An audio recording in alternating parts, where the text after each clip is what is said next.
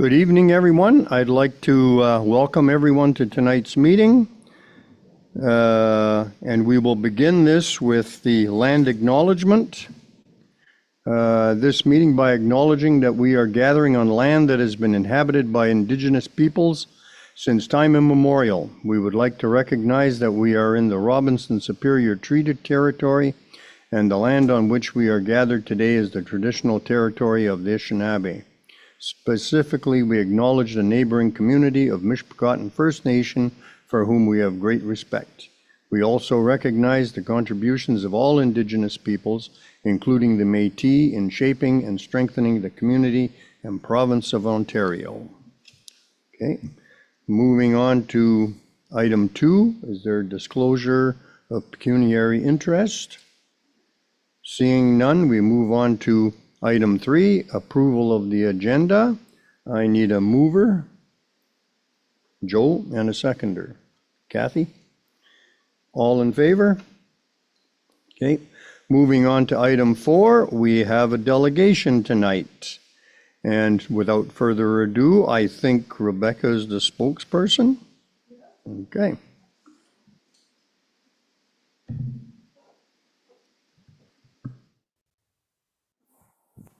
Can you hear me? Perfect. Let's get this set up here. All good. Awesome. Okay. So good evening, Mayor and Council. I'm here today to give a delegation on the importance of reinstating the Upper Mission Park. Let me grab next slide, please.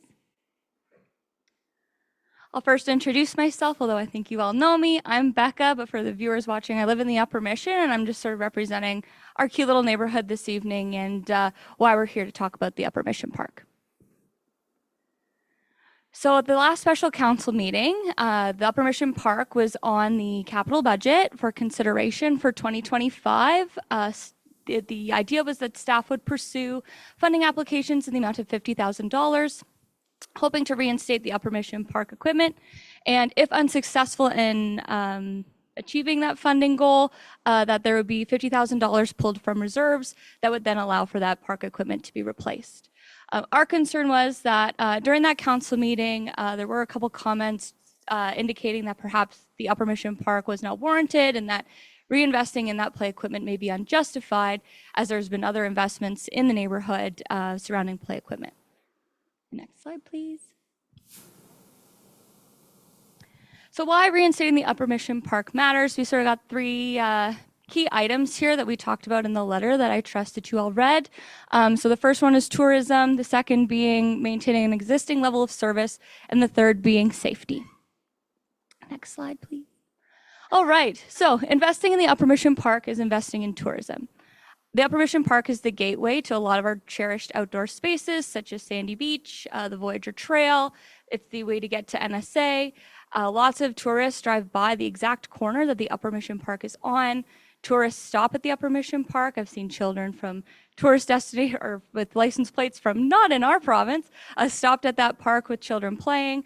I get stopped frequently by tourists asking, hey, you know, I'm going to Sandy Beach this afternoon, but I'm staying at this hotel. I've eaten at this restaurant. Where else should I go? That we are the gateway for our tourists in this area and for all the outdoor enthusiasts.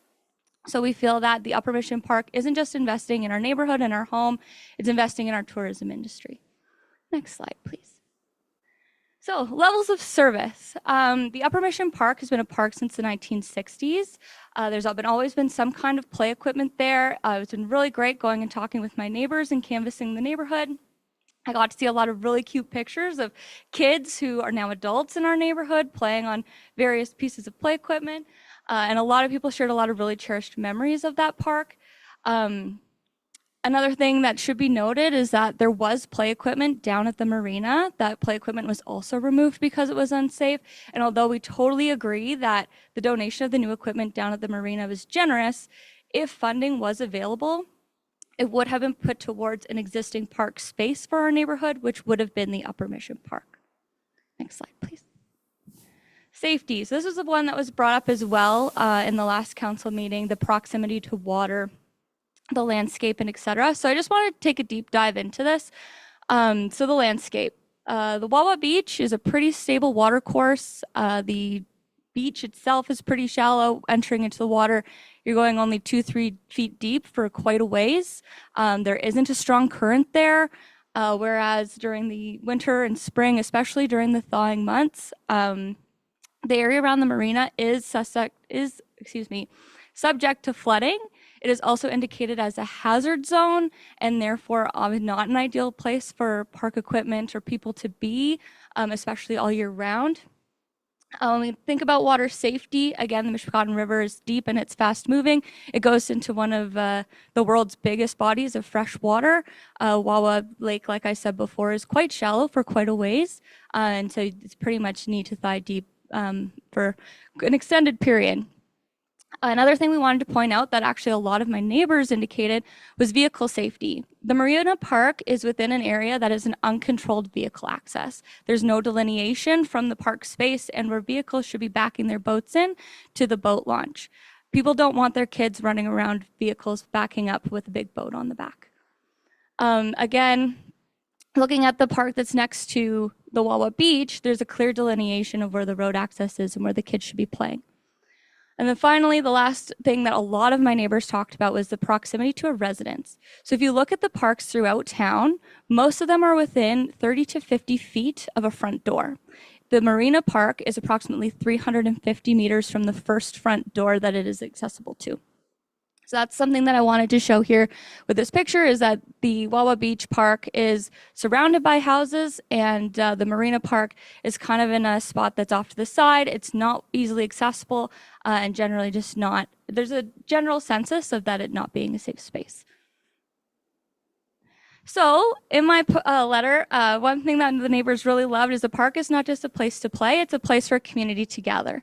So I canvassed the neighborhood and got a ton of signatures, and we asked everybody, what is it that you want to see in the Upper Mission Park? If it's not just play equipment, what else would you like to see? We've got an interesting demographic of people with all abilities, young and old, people that want to start families, people with grandchildren, lots of people visiting with kids, aunts, uncles, cousins.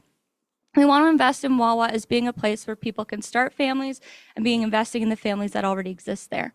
So some things that we talked about were accessible play equipment, if that could be partially covered by funding, and then extend that $50,000 to consider things like a pavilion or a covered seating space, possibly a multi-purpose graveled area. So we'd like to see somewhere to sit, and perhaps somewhere we could put some boards down and maybe flood a spot, have a little skating rink.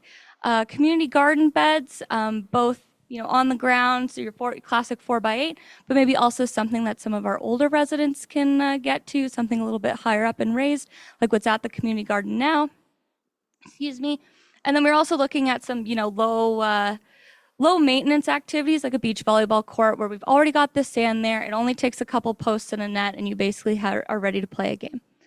So that was basically it for this simple concept drawing. It kind of lays out everything in sort of how we thought it might go, putting the pavilion sort of in between the play equipment and the volleyball court, giving the neighbor on that one hedge side a little bit of space from all the kids.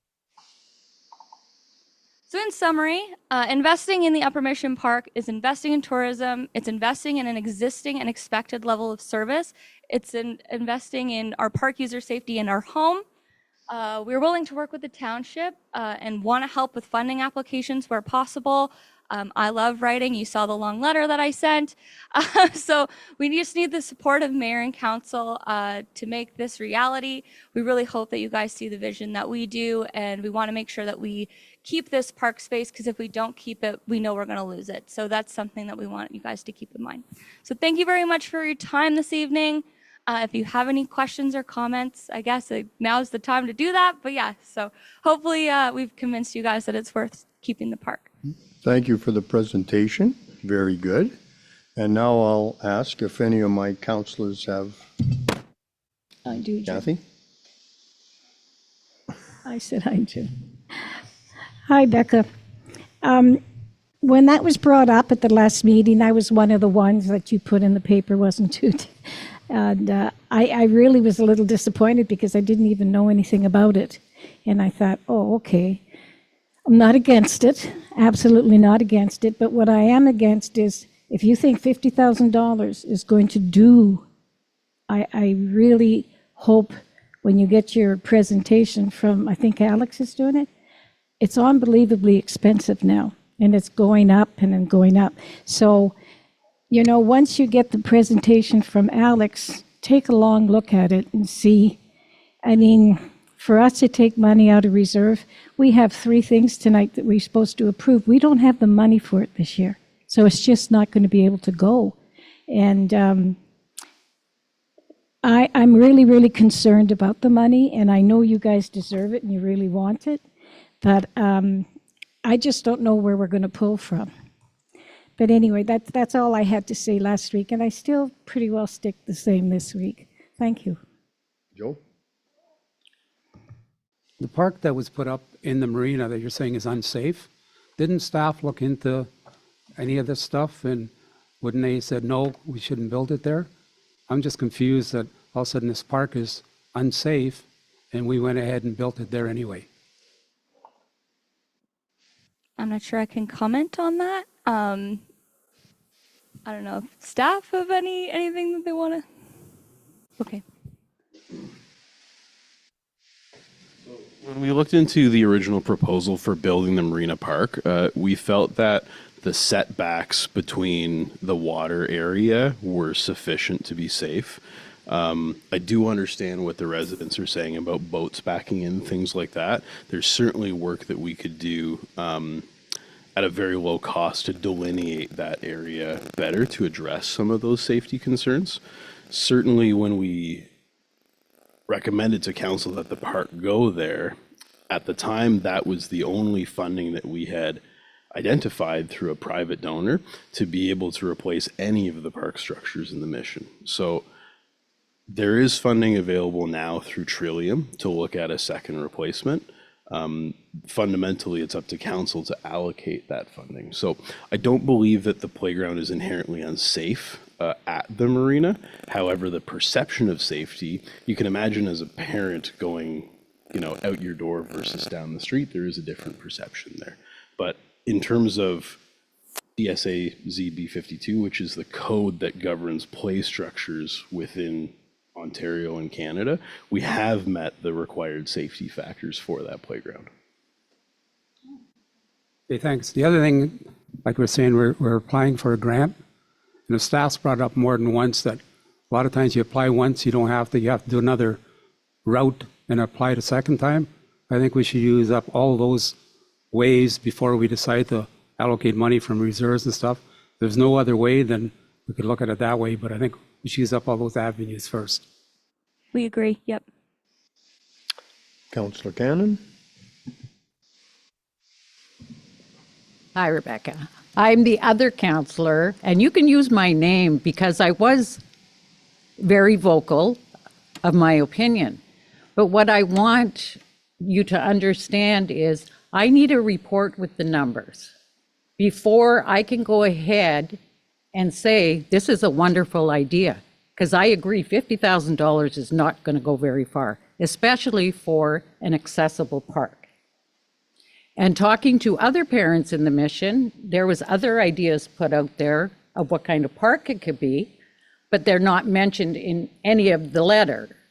And to me, you keep saying the community of the mission, but you're saying that you only got, I saw from the signatures, I wasn't consulted. I live in the mission. I'm part of that community. I know I don't live in the upper mission, but nobody asked my opinion. So if we're a community, how can you be, the upper mission and the lower mission? I agree. I totally understand your point. I really, honestly, time given, I really only had time to canvass my immediate neighborhood, the people who I immediately, see and communicate with, the people who I see in those specific areas on a frequent basis. Those are the people that, I got the chance to talk to. Unfortunately, there's not enough of me to go around the entire mission. So that's where I wanted to make sure in this presentation, I specifically said I'm definitely representing the neighborhood of the upper mission. So yeah, if you want me to go around, I can go around and do another half. That totally works. I can send a message out or leave a flyer. I can do that. I can canvass the neighborhood. It's just, I wish you would have waited for Alex to report, like we asked, you know, how many children does this park support? Which is not in your letter either, and I have asked it twice. And how much it's going to cost for insurance to maintain two parks in the Mission. And that's why I said, is it viable? Before I can make any decision, and especially it coming out of reserves, if they don't get it, you have that in your letter that it's like council already approved this. Council has not approved anything. The budget hasn't even gone through, so you don't even know if it's going to be in the budget. No, and that's why I'm saying through the letter that we're hoping that you will continue to support us either through getting funding or through reserve allocations. I'm not implying that that's already been approved, but I am hoping that through that letter, we're able to convince mayor and council how important park spaces are, especially accessible park spaces, in uniting our communities. I agree. The whole community accessible park would have been like the way to go, but to say, you know, $50,000, I looked up Canada Parks. There's no way there's any park that accessible that you're going to get for 50,000. And then how much does it maintain? It's not that I'm against you getting funding. By all means, try for funding. But have you done any fundraising at all yourselves, your group? Why would we be expected to do that when the park is an existing level of service for the municipality? It is the municipality's job to invest in our community spaces. It is you as mayor and council, it is your responsibility to make sure that children in our neighborhood have a place that is safe or perceived as safe to play. Okay, and on that note, then there is a park at the marina that has a pavilion already set up that's underutilized, that they can have picnics and everything. They have washrooms. They have a give a book, take a book library. But it's called, you know, unsafe and tourism. Well, there's lots of tourists down there. And in the 32 years I've lived there, we've never had a problem with kids and vehicles or nothing. And the boats do not back up to the water from in front of the playground. They go to the boat launch where they turn around. That's not in front of the playground or behind. So, In fairness, the playground for the marina was on the other side of the road at the time and is now in an uncontrolled vehicle access.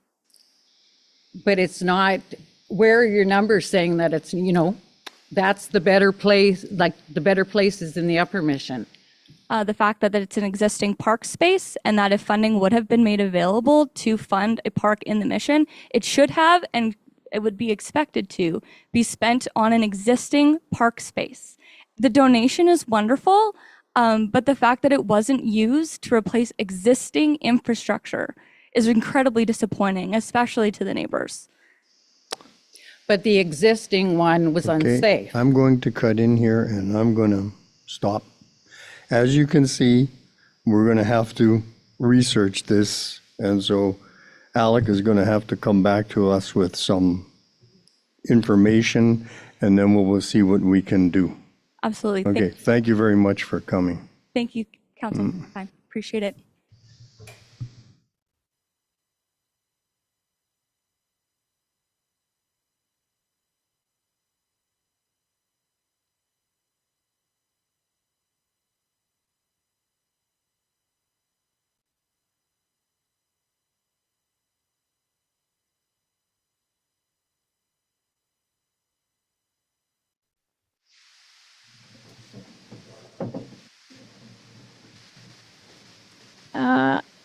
In the library minutes, it was brought up that she was talking about the 2023 budget, but it should be 2024 budget.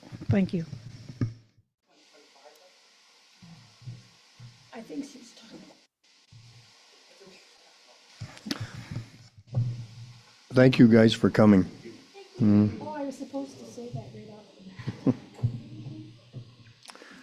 Okay, so I need a mover and a seconder? Joseph and Kathy. Okay, we will move business arising out of the previous, oh, sorry, all in favor? Okay. And business arising out of the previous meeting, there is none. Monthly reports, I see none. New business, okay. Is this Maury gonna look after this? Oh, Craig.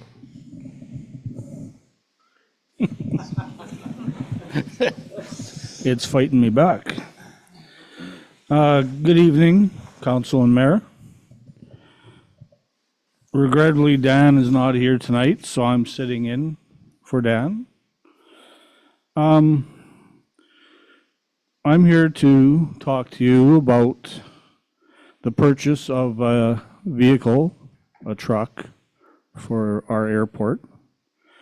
Infrastructure Services would like you to consider for the purchase of a 2010 Ford F-750 regular cab dual-wheel truck with a 14-foot hydraulic lift flat deck box with removable sides and tailgate to replace the 1996 International plow truck currently being used for plowing the runway at our municipal airport. The 2010 F-750 is locally owned by Billy Vawa and has approximately 108,000 kilometers on it and is powered by a 6.7 diesel engine. The truck, if we purchase it, would be equipped with a removable sand spreader and a front electric hydraulic plow.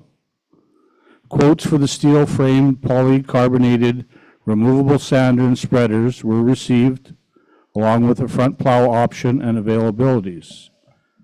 The consideration to the purchase comes from the realization that after many attempts to acquire airport funding for equipment, the status of the airport does not meet the requirements to consider this.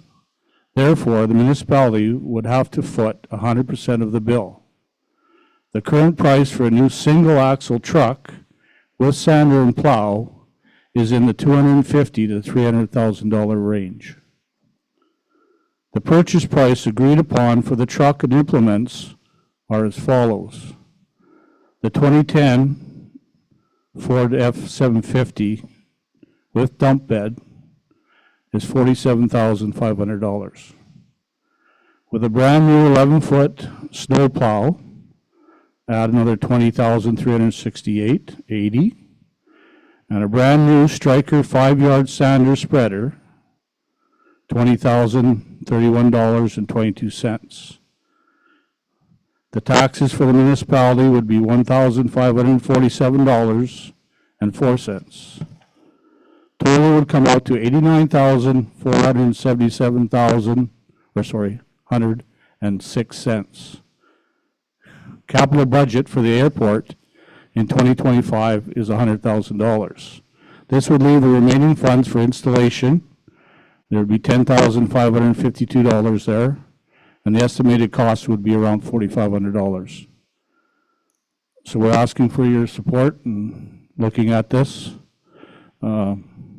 As we all know, prices are going up. We do need a new truck for out at that airport. This is a very good truck. I've gone and looked at it myself. It's in very good shape. Billy keeps his stuff in really good shape. The brand new sander and the brand new plow would be installed on it, which can be removed every year and put away and kept new. The truck, I would estimate, would last us 10 to 15 years. And who knows for the lifetime of that equipment that we're going to purchase. For us to purchase everything new, I don't believe we're going to be able to afford that.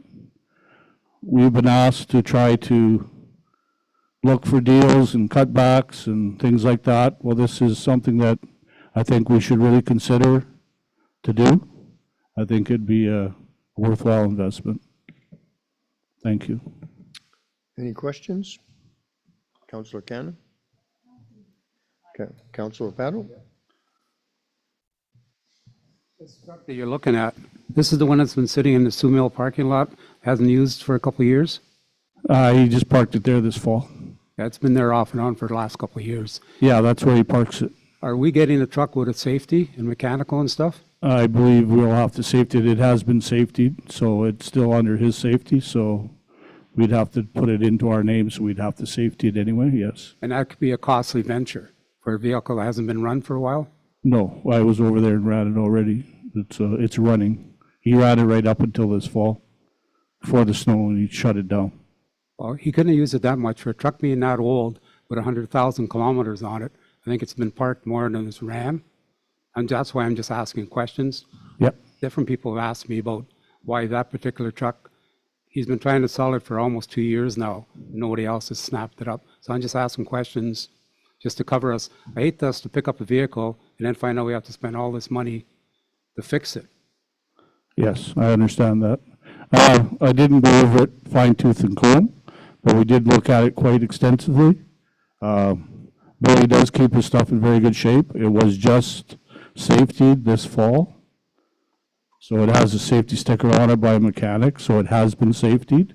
So it would be nothing for us to turn around and put a safety back on it ourselves. The truck does only have 108,000 kilometers on it because Billy Valwell didn't really use it a whole lot. Bill's, I don't know if you know his business of recycling and scrap hauling and stuff like that. He did not abuse his equipment. He was the only driver of this truck. It never sat for 2 years. If it sat over there, it was because that's where he parks his equipment. He doesn't bring it all back to the Hawk Junction. He leaves it at, who owns that now? Bobby White. Yeah, Bobby White's place. So that's why it sat there. And he was asking 60,000 for it. And we bargained with him and came up with a 47.5. I was just asking questions because I was just curious why no one else has snapped up this great deal. Thanks. Yeah, good. Thank you. Councillor Hatfield? No? And I guess I like the idea. And what's going to happen to the old truck? Are we going to sell it or? I believe there's consideration that that's what we're going to try to do. We're going to have a hard time like we did with our pumper number 4. Parts are becoming harder and harder to find for these older vehicles. That was one of the reasons why we couldn't utilize that fire truck, the pumper number 4, and turn it into a water truck for us, because we would not be able to annually safety it. And that's what's happening with this 1996 plow truck that we have out there. So I'm hoping that we can get rid of it, like for a decent price. I believe that that's what they're looking at. Okay. And that's it? Then we'll move on to item, I just have, oh, sorry. okay.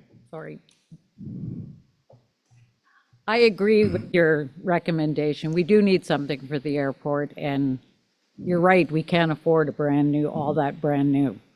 So going about it this way, it's a diesel truck.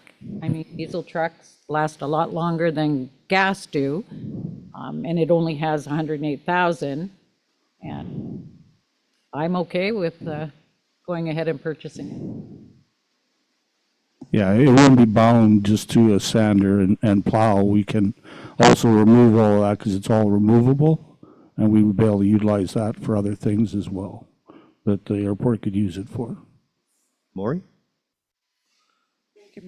Thank you, Mayor. If I may ask, the funding has been set aside in the draft capital budget, but that budget hasn't been yet approved by council. We propose to put a resolution or the budget approval on the February 18th council meeting.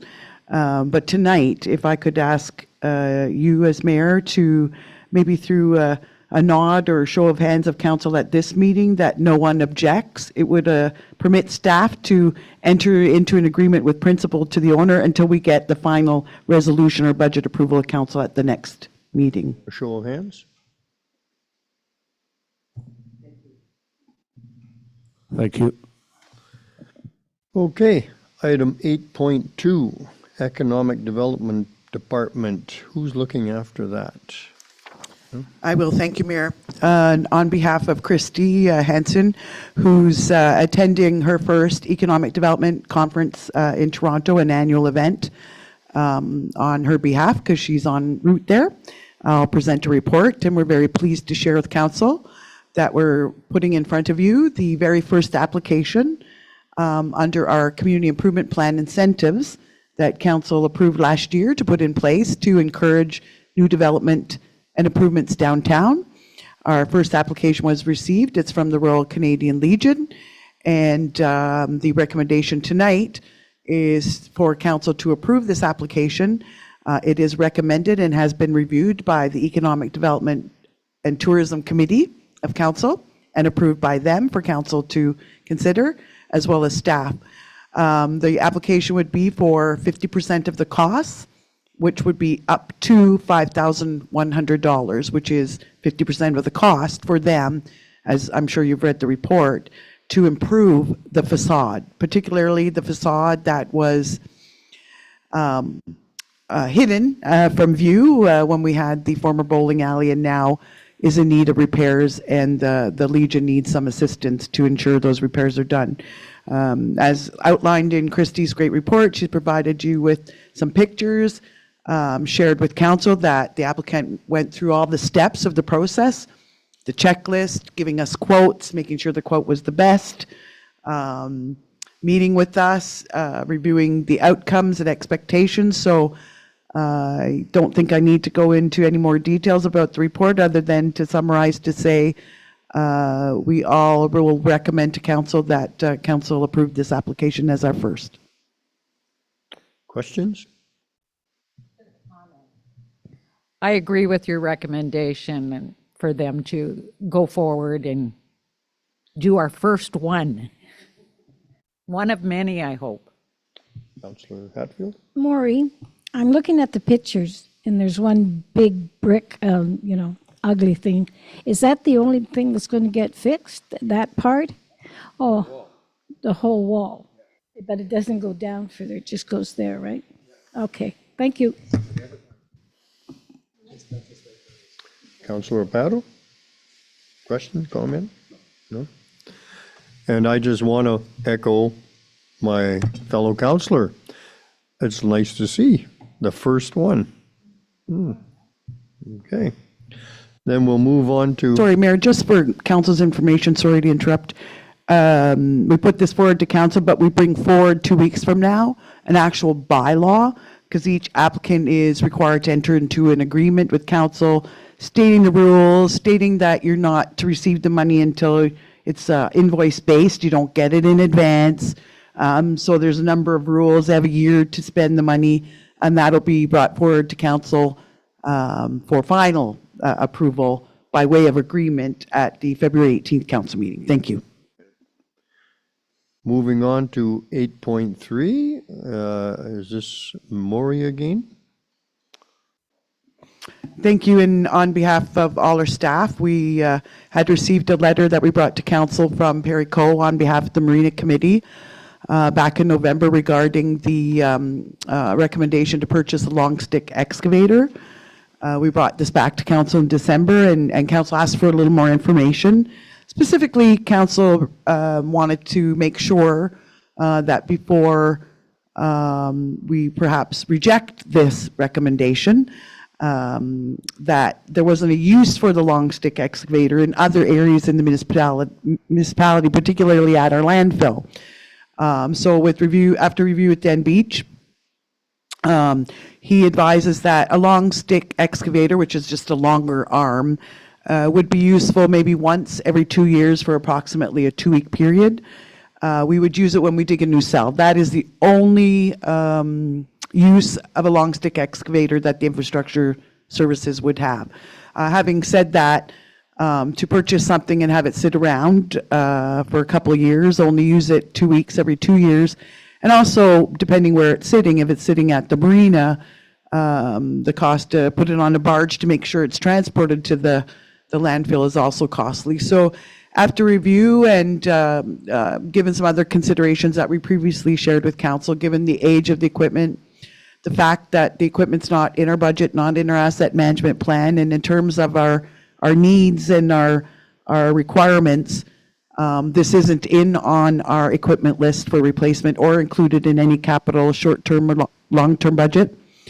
And that, you know, fundamentally, the Marina Channel dredging is not municipal property, is not a municipal responsibility, albeit I understand that council and staff want to support the marina and support the users of this channel. It really is not. It is outside the responsibilities of this council.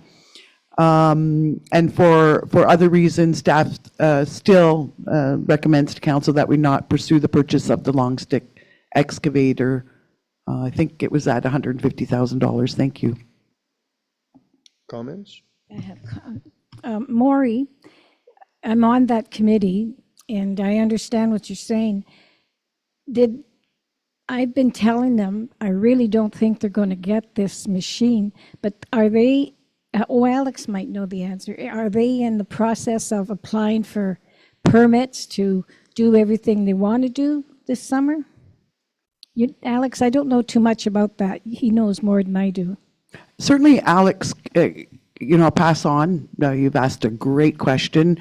I just want to start by saying, fundamentally, it's really important, I think, council and the committee understand that this is a committee of council. It's not an independent committee that can apply for permits on its own. It's not in the committee's terms of reference to do that. So the committee should, if it's applying for permits or work to be done or funding applications, should be going through the director and ultimately coming to council for permission. So I'll turn it to Alex. Oh, good, thank you. So how we've approached this in the past, to just refresh everybody's memory, is the municipality has applied for permits to basically support what ended up being a group of volunteers who are also essentially the committee members to do dredging. So the statement that the CAO and council has made is that this is off municipal property, this is in a provincially and federally regulated waterway, so this is nothing to do with operating the marina. So we're happy to play a supportive role in helping out with things like paperwork or whatever that may be, but we will not be taking responsibility for the dredging. And so until the direction of council or the CAO changes, for me, that's the role that we'll be playing as the municipality. So if there is, and in this case, we'll convene another Marina Committee meeting, and at that Marina Committee meeting, I'll inform the users of whatever council decides tonight. And then if a group of volunteers wants to come together, just like last time, and dredge the channel, hey, all the power to them, absolutely, and we're happy to play that supportive role. But that's a role that has to be taken on by those users who feel the need to have the channel dredged. Okay, so basically, if I understand this right, the committee has to get, or whoever, a piece of equipment with the right oil in it so they could dredge in the water. And that is up to the committee? So because the committee is a committee of council, and this is where it gets confusing because the members of the committee are also the people who want this to happen. Yeah. But those are two separate things, right? So the committee Yeah. is not the ones doing the dredging because Okay. that would happen then on behalf of the municipality, and they're not allowed to do things like that. Okay, The individual members of the committee decide to get together on their own and dredge, which is what happened last time. Then they can go ahead and do that, and we will help them with the funding in the paper. when we have the next meeting, Maury, I was wondering if I could ask Alex to be there to explain this. They tend to listen to men before women, so I would really appreciate it. Thank you. Any other comments? I just have a comment. I agree with your recommendation of not going forward. Councilor Paddle? No? Okay. And I agree with, we've got so much money going out the door, and this is not a piece of equipment that we can afford at this time. So, okay, we'll move on to item 8.4. And is that Maury or is that Alec? For a topic that will not cost us any money. Waves approached us, actually specifically Waves approached Councillor Cannon, and through her leadership, we met with Waves to discuss setting aside a parkland or an area of a park for a memorial for victims of crime. We went back and forth with Waves and with a couple municipal staff, and essentially settled on an area at Lions Beach as the preferred area for this memorial to occur. So basically, there's nothing that's required of council besides essentially a resolution of support to Waves, saying, yes, we're happy if you guys place a plaque, a bench with the help of council, things like that at this particular park, and we'll designate that area of the top of Lions Beach as an area for a memorial for victims of crime for Waves. So that's all that they're looking for. I've included their email as well because it includes a full list, but essentially what we've done in talking to Waves is we will make sure that their application for whatever bench, tree, plaque, whatever it may be that they settle on is something that's suitable to place in that location. And in return, Waves have offered to help out a little bit with some of the, essentially like the groundskeeping and the flower maintenance and stuff like that that goes alongside that, as well as, of course, purchasing the bench because one of the benches at Lions Beach is looking pretty shoddy and needs to be replaced. So it's kind of helpful for everybody. So all we're looking for from council is just a resolution of support that I can provide to Waves to help out with their funding application, and also that if they do get the funding, then we as staff will spend some time working with them to make sure that any hardware that's installed is appropriate for that location. Thank you. I think we can give that support. Any comments? Okay. Then we'll move on to 8.5, right?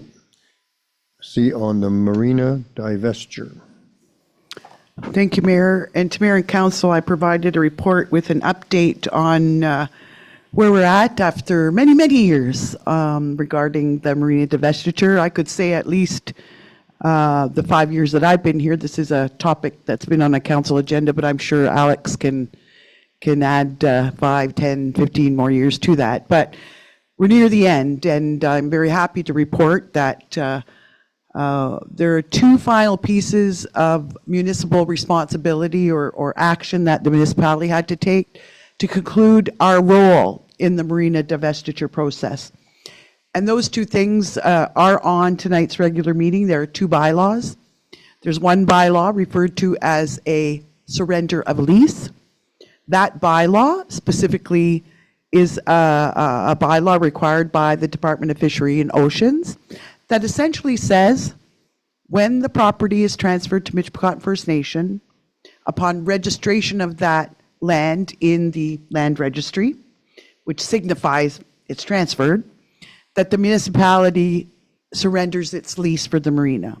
We currently have a marina lease in place. We have an agreement with the DFO that permits us to operate our marina, particularly the dock area, in writing, a written agreement that the DFO has with us that allows us to do that. But this bylaw, it is a legal requirement from the DFO that all council says they understand. We pass a bylaw saying, as soon as the land's transferred, we're not going to fight. We agree the lease is done. So that's bylaw number 1. Bylaw number 2 is a bill of sale. It's referred to as entering an agreement for a bill of sale. And what that bylaw is basically, as council may be aware, and as I tried to make sure it was highlighted in the map attached, in this transfer of what I refer to as the water lot, the municipality is maintaining or purchasing from the DFO the infrastructure. And that infrastructure is specifically the old, long, we refer to it as staff as the government dock, but not to be confused with the Lake Superior government dock, but it's the dock that kind of abuts Superior Street. Down the hill, you can see a long dock, and I know in the past people have fished from it, and so that's being transferred to us, as well as what I call the breakwater. So around where the boats are docking, there's been a little buildup of some rock and sand over time to provide a break in waves and wind for the boats coming into the dock area. So those assets are being transferred to us. The land is being transferred to Mitch-Cotton, but the assets are ours. So the bill of sale agreement says that the municipality is purchasing those assets from the Department of Fishery and Oceans for $2.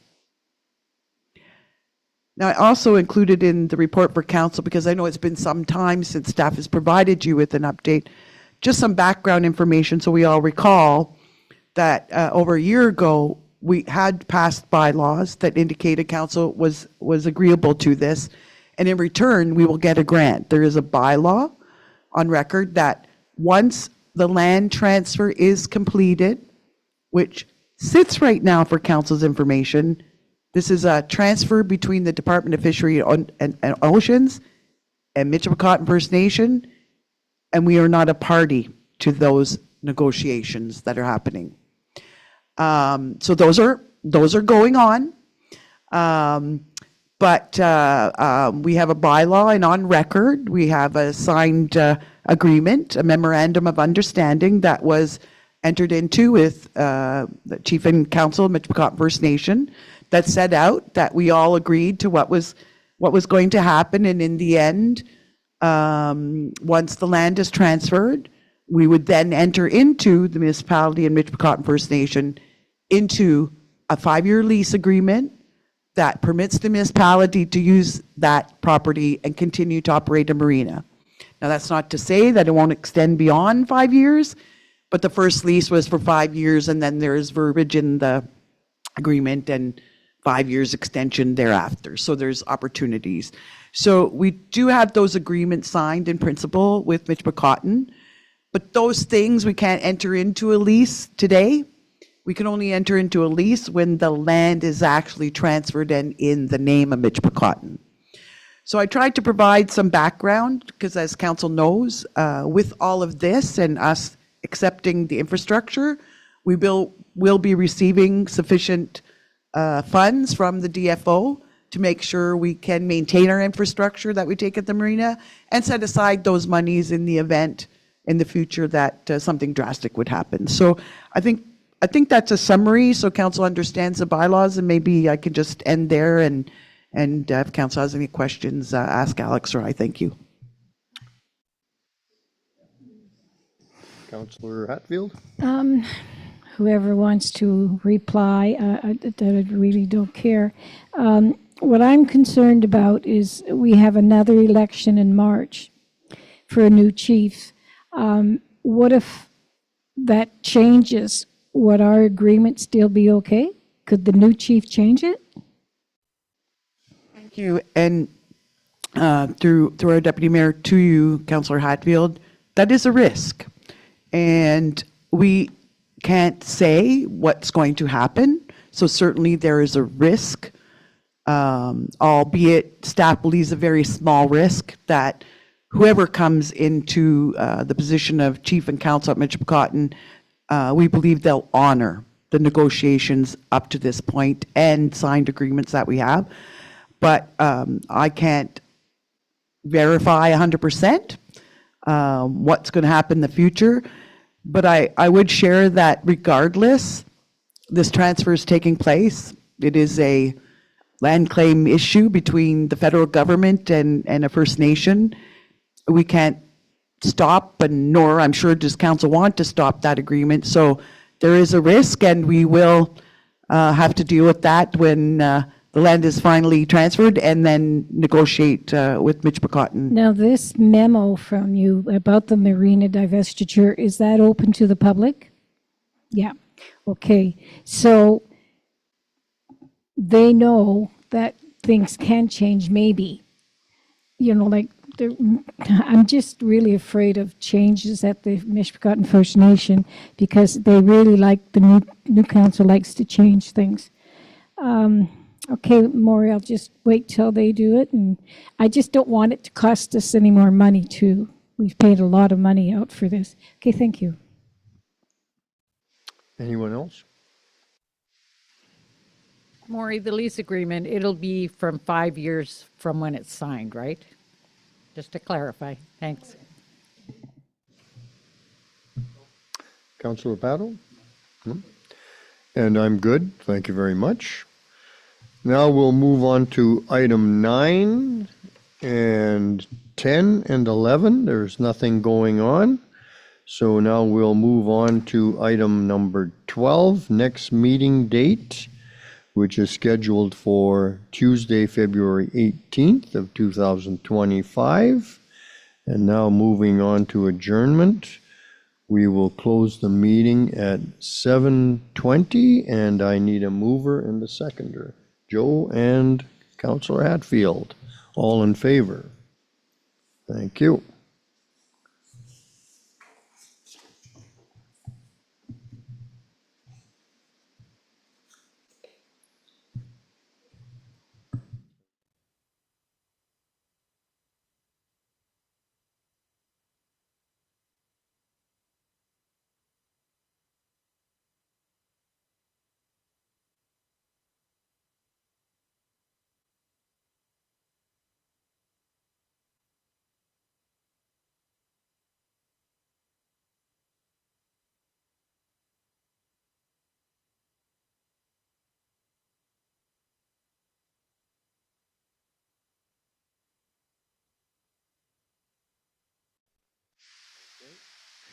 We will start with the regular council meeting, called to order. Everyone's here. Disclosure of pecuniary interest. Seeing none, we'll move on to item number 3, approval of agenda. Right. Moved by Councillor Hatfield, seconded by Councillor Cannon. Resolved that the agenda for the regular meeting of council scheduled for Tuesday, February 4th, 2025 be approved as presented. All in favor? I would like to say something. Is this where, Maury, I can say something, a thank you to somebody? Yes, the mayor will call for delegations and presentations, and this would be the place. Yep. Okay. Okay. Item 4, there's no delegations, so we'll move on to item 5, announcements and giving of notice. And Councillor Hatfield, would you like to say something? Yes, I do. Daniel, I would like to thank you personally, and I know everybody here totally appreciates everything you do. I find the news in Wawa is, we can't get it very much except through the radio, and hopefully somebody has something on Facebook, which I don't really like to go on anymore. But I really appreciate you coming every Tuesday. Thank you. I concur. Okay, so moving on to announcements. What do we have here? Do you look after item number 5? Thank you, Deputy Mayor. Under 5, if there's no other announcements, this is just a list of giving of notice of upcoming meetings of council. Okay, and there's no questions or anything? Okay, we'll move on to item 6, adoption of minutes. Moved by Councillor Hatfield, second by Councillor Cannon. Resolved that the following minutes of the meetings of council be adopted as presented. Minutes of a regular meeting of council held on Tuesday, January 14th, 2025, as contained on pages 1 to 8, inclusive of the minute book. All in favor? Item number 7, correspondence. Is there anything that we should be looking at? Thank you, Mayor. What I would just note for council, because there is a lot of correspondence on the agenda, that unfortunately under item 7.8, the municipality was advised that it was not successful in its application to the Enabling Water Fund, where council applied for just over $2 million to put water and sewer services and improve the road from Tamarack, from the intersection of Government Road down to the intersection of Regina. We were very, very disappointed to receive that letter and not receive the funding. I can say this round of funding, there was a lot more money provided to smaller northern municipalities. Unfortunately, we weren't one. It is disheartening because we need services down that road if we are to be ready for expanding our residential housing. However, Mayor Ford, Premier Ford, Premier Ford did announce at the Rural Ontario Municipal Association Conference that he's opened up a new fund called the Health and Safety Water Fund. So we are working with our engineer to see if the project could possibly go to that program for funding. The other correspondence is essentially resolutions of support from other municipalities on a variety of items. Thank you. Okay. Moving on to item number 8, the consent agenda. Approval of the agenda. Moved by Councillor Apato, seconded by Councillor Hatfield. Resolved that the items listed under the consent agenda, items 8.2 to 8.6, be approved as recommended. All in favor? Okay.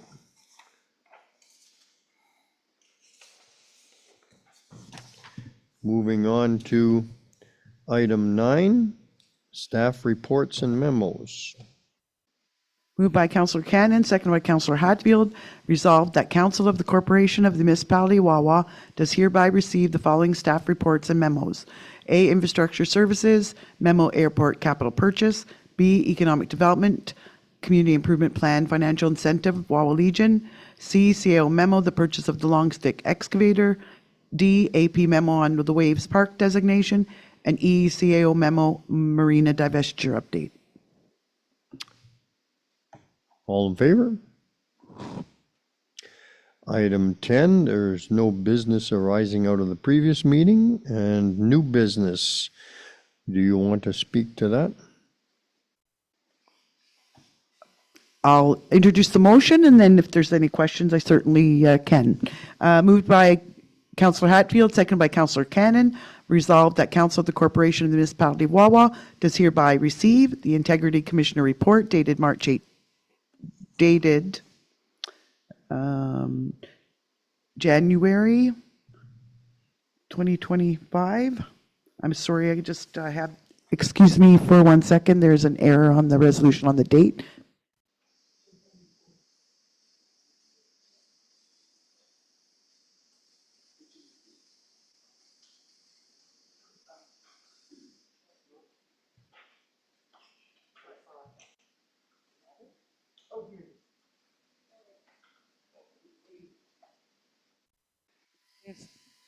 Excuse me, Mayor and Council, if I could correct the motion and introduce it again. Moved by Councillor Hatfield, second by Councillor Cannon. Resolved that Council of the Corporation of the Municipality Wawa does hereby receive the Integrity Commissioner Report dated January 17th, 2025 for the period March 18th, 2023 to December 31st, 2024. Any questions? No. All in favor? And moving on to item 12, there's nothing on notice of motion. We'll move to item 13, the bylaws. Resolution. Moved by Councillor Cannon, seconded by Councillor Hatfield. Resolved that the following bylaws be introduced and read a first, second, and third time and finally passed, and that the mayor and clerk do sign and seal the same, any rule of this council to the contrary notwithstanding. Bylaw number 3766-25 to confirm the proceedings of council at the meeting held on the 4th day of February 2025. Bylaw number 3767-25 to adopt policy number MF002, municipal alcohol policy in the municipality of Wawa. Bylaw number 3768-25 to enter into a lease agreement with MZY Pharma Inc. for the lease of premises located at 63B Broadway Avenue for the Wawa Seniors Goose Club. Bylaw number 3769-25 to enter an agreement with the Wawa Goose Club respecting the lease of 63B Broadway Avenue to be used as a seniors club.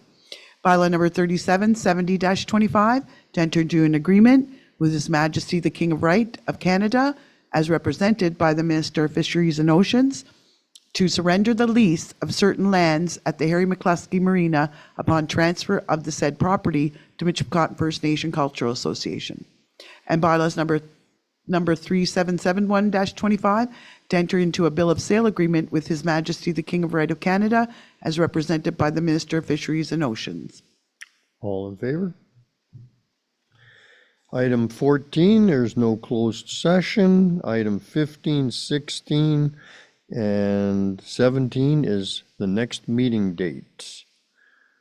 Okay, and I don't see one here.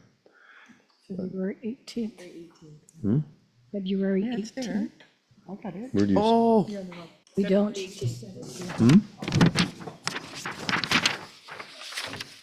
oh, the white one, well, okay.